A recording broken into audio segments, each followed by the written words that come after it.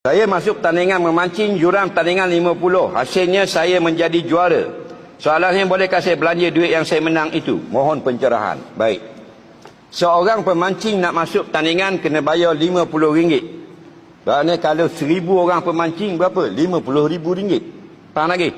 Kalau daripada RM50,000 itu dia ambil RM20,000 untuk jadikan wang yang rebutan hadiah, maka itu adalah judi namanya.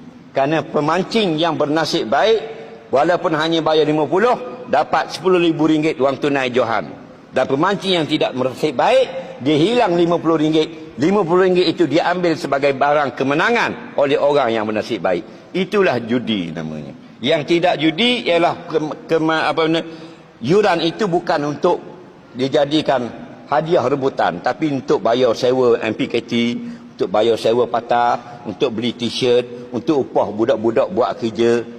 Itu tidak judi. Ataupun hadiah itu disediakan oleh pihak yang ketiga.